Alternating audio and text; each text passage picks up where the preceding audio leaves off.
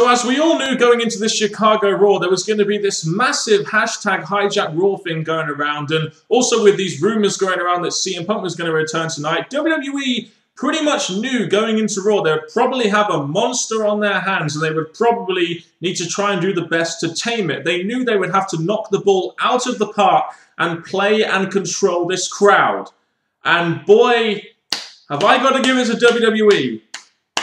They did a damn good job tonight. Not only did they give us a pretty damn good Raw, in my opinion, but they controlled the show, and they really did a good job in, silencing this crowd and minimizing the effect of what could have been in this hashtag Raw, which ended up being pretty damn lame, in my opinion. What did WWE do? They loaded the first hour of the show to quieten the crowd down, to tire them out, and they controlled their asses. And they booked the show around it, knowing exactly how the crowd was going to react, because you lot gave them a week to prepare for the damn shows. They knew exactly what you were going to do. They knew exactly how you were going to react. So they booked and they wrote the show around how exactly they knew the crowd was going to react. WWE proved tonight that they are indeed the puppet masters, and all these people going on about Hijack Raw are indeed, the people that don't really seem to know all that much. And hell, the WWE didn't even need to use Undertaker and Hogan on this show to quieten this Raw down. That's how lame and timid this whole hashtag Raw thing was, in my opinion. Thought this was a damn stupid thing to begin with. I'll go on to more about that later. If you have any thoughts on this show, please let me know down in the comment section below. Let's move on with this, what was a really hot start for Raw, which did a good job, in my opinion, of really tiring this crowd out for later on. So we all knew going in that the crowd were going to be chanting CM Punk this and CM Punk that and etc. So it was quite funny actually when you opened the show with CM Punk's music, only for Paul Heyman to come out. You kind of knew that the crowd weren't going to boo Paul Heyman. So that was a smart thing there by WWE. And it was good here how Paul Heyman sort of teased like he was going to talk about CM Punk, and then he moves away from CM Punk, very well segued on from CM Punk to building Brock Lesnar versus Taker and using his friendship with CM Punk to help build some more storyline for Lesnar versus Taker at WrestleMania. I thought this was genius by WWE and Paul Heyman. They managed to segue from CM Punk, and that topic, and teasing, talking about that and doing some kind of shoot element, to going to the streak and that match. And you pretty much had Lesnar kicking Mark Henry's ass once again by F5ing him through a table. We kind of saw this a month ago though, but hell, anything to reaffirm Brock Lesnar. You knew this crowd were going to eat up Brock Lesnar kicking someone's ass. So once again, another smart booking and writing decision there by WWE. Not only to start the show with Paul Heyman and write the segment how it was and segue this segment how it did, but having Brock Lesnar kick Mark Henry's ass, you knew the crowd were going to enjoy that. You followed that up with Usos winning the Tag Team Championships. There was a nice way of getting heat from the New Age Outlaws by saying Chicago was not worthy of their catchphrases. And, this was another nice moment on the show which the crowd really popped for. The crowd really seemed to like the Usos. Did I think that this probably should have been done at WrestleMania? Yes. But clearly they did something like this because of the Chicago crowd, and they knew exactly what they were going to expect. And it gave the Usos a nice moment winning the WWE Tag Team Championships for the first time ever. It's kind of funny, isn't it? You've got the Usos, who are very underdog characters who people feel have never really gotten a rub before. So, of course, they would be Chicago's favourite tag team that night. And why are they having the rematch on main event? I guess this must be the first main event they have on the WWE Network, and they want to, promote the fuck out of it. Straight after that, you had a couple of filler segments here and there. I'm not going to talk about that. Wyatt family versus The Shield tore it up again on this show. And I found it interesting, actually, how you knew the crowd were going to react well to this. These are two teams that the Chicago crowd, is going to like. And they pretty much, once again, tore it up on this show. Not as good as the previous match I had on Elimination Chamber, but still a pretty decent match. Damn good match, actually, in my opinion. I found it very interesting, actually, how you had Seth Rollins, the person who you would not expect to walking out on Dean Ambrose and The Shield, saying he cannot be the glue in this thing anymore, in this team anymore, and that Dean Ambrose and Roman Reigns need to sort it out for themselves. I must admit, I didn't see that coming.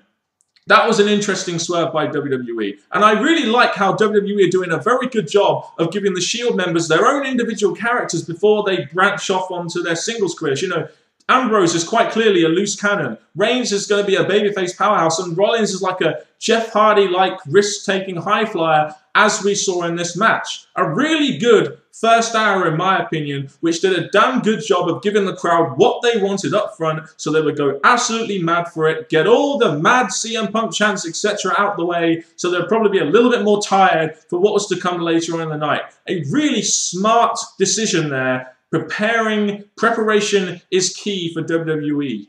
Another great example of WWE knowing how to exactly control a crowd was this whole Triple H, Stephanie, and Daniel Bryan segment. You know, Triple H and Stephanie McMahon, in my opinion, did a really good job of pretty much just trolling the crowd about Daniel Bryan's match at WrestleMania, and at the same time intensifying this storyline between Daniel Bryan and the Authority. You know, Stephanie McMahon and Triple H are going to be doing their best on the mic, even with the reaction that they got from the Chicago crowd. They knew they were going to get booed out of the building. They knew they would easily get heat, and they used it to their advantage. And they used this whole hashtag Raw thing to their advantage too. They pretty much ripped this segment around exactly how they knew the crowd were feeling and about how they knew the crowd was going to react. Another great example, in my opinion, of WWE preparing for what they knew they were going to get. And as a result of this, they gave us a dynamite segment featuring Triple H, Stephanie McMahon, and Daniel Bryan. I think Stephanie McMahon and Triple H did a damn fine job on the mic here. And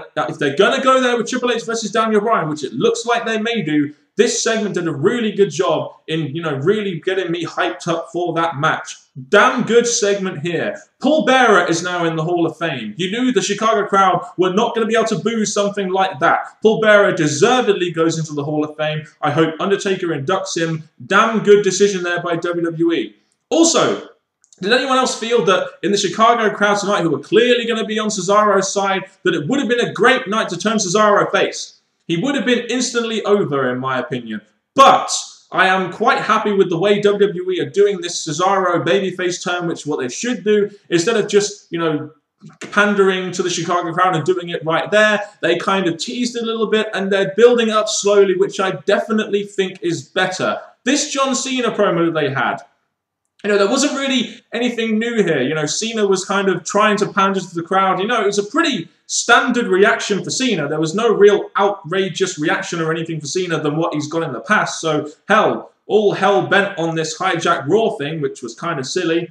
Basically, he says that success in the company is earned and it will go through Cena. Like I said, you have this whole segment with Bray Wyatt on there. It was basically a rehash of what we already knew in this segment. But once again, I like the idea of this storyline with John Cena. You know, he's currently injured now. We don't know whether he's severely injured or not, or whether he's playing through the injury for being through WrestleMania season. But I like this story, how WWE and John Cena are saying, you know, if you want to get success in the company, if you want to take my crown, you've got to go through me.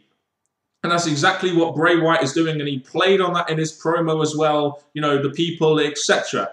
Also, we got the news that Hulk Hogan will have a WrestleMania 30 announcement next week. Now, we already know he's the guest host, so I do wonder what that announcement will be next week. I am actually quite looking forward to seeing what he has in store for us next week for WrestleMania 30, brother. So in the overrun segment on this week's edition of Raw, and of course the main event, we had Daniel Bryan versus Batista, the fan favorite versus the guy you knew that the Chicago crowd were going to hate the fuck out of. Once again, just saying, smart booking by WWE, even though it's pretty simple booking, let's face it. You had Randy Orton out there looking over the match, and I really did find it funny how before the match, Batista said that the yes movement was one of the stupidest things he ever heard, and what passes as a WWE superstar nowadays is laughable, and how, you know, looking like the average human being really isn't a way of being a main eventer in WWE. Kind of plays on some shoot elements as well. It kind of really punts there at Daniel Bryan, which fuels this whole Authority and Daniel Bryan storyline too. And bloody hell, is Batista just gold right now? You know, all this stuff he's saying, the promo he put on SmackDown, this is the real Dave Batista. What a turnaround this has been from last week's promo where he said, I love this business! And it just came off terribly. You know, I must admit though, about 2 minutes into this match, Batista even was pretty damn gassed after a minute or two by being involved with Daniel Bryan. But the match wasn't really that much of a big thing, even though you'd think that it would be a big kind of deal and it would be a somewhat competitive match. The match was very secondary as to what would happen towards the end of the show. You had Batista throwing Daniel Bryan into Randy Orton interfering in the match and causing a DQ, Triple H and the Authority coming out, Daniel Bryan kicking Triple H and cleaning house, etc. Only for Batista to powerbomb Daniel Bryan, and that allowed Triple H to end the show by pedigreeing Daniel Bryan. You know, going into this show, the Chicago crowd are going to really like Daniel Bryan. And what better way to add heat to this by having Triple H, who a lot of people feel is responsible for CM Punk leaving, even though we all know that is not true, and CM Punk walked out on the company after having many opportunities. What a way to end the show and get heat on Triple H, which I guess wasn't really that hard going into this Chicago Raw. I thought this was a pretty damn good way to end the show. And to think about it this way, guys, all these people were chanting for CM Punk, CM Punk, CM Punk, etc. But at the end of the day, Daniel Bryan was in the main segment of Raw. And if CM Punk was there, Daniel Bryan wouldn't be in that spot. Think about that, people. Think about that, Chicago crowd. Or are you really that stupid? So all in all, despite all this talk going around about a hijack Raw and what we're going to be doing to hijack Raw, hell, there was a thing on the Twitter account they made saying exactly what they're going to be doing and cheering, etc. to every superstar. Turn their back on Batista, even though you paid money to get into the damn show and gave WWE your money to get into the damn show as well. And you probably bought the WWE Network too and gave WWE money that way. So this was a real lame attempt, in my opinion, to hijack Raw. Did it make WWE raise their game? Yes, it did. Did WWE book and write and plan and schedule this Raw effectively to counteract this crowd? You damn right they did. Did they give us a Dynamite edition of Raw? Yes, they did. And to be honest with you, even if hijacking works, do you really think hijacking one show is really going to affect anything the WWE does? Think about that for a second. You are essentially giving WWE free publicity. They had a week to plan for this, and they played your asses and proved they were the puppet masters in this fight. Because all you guys that probably did this, you paid your money to go in and vent your frustration at the company, even though it really didn't feel like you were hijacking the show at all. The idea in the fucking first place was damn stupid. Not only are you giving your money to see the show, you're probably going to pay your money to the WWE Network. So why the hell would they listen to you? Why the hell would they change and do the things that you want when you're still giving money to them? It's just like Daddy said, hijacking a show is just stupid. Hit them where it hurts. In their damn pockets. In their damn profit margins, in their revenue streams. Stop watching Raw if you don't like it. Stop, pumping money into their business. That is the only way you're going to get change. It really is. So if you want change and you didn't like this show or you wanted to hijack Raw and you bought the WWE Network, then you're a damn fucking hypocrite. That's all I can say. If you have any thoughts on this week's edition of Raw or this whole hashtag hijack Raw business, please let me know down in the comment section below. This is the most fun I've ever had doing a review for quite some time, and I will say this whole hijack Raw did give a new element to this show, and it made me look forward to what was actually going to happen on this show. So if anything more, at least one good thing came out of hijack Raw. It really made me excited as a fan, and it really made WWE raise their game in my opinion. Thank you very much for watching this review. Service will probably be back to normal next week with Raw being complete crap again, but you're getting a one-off Raw review from me for now. Thank you very much for watching if you have, and goodbye.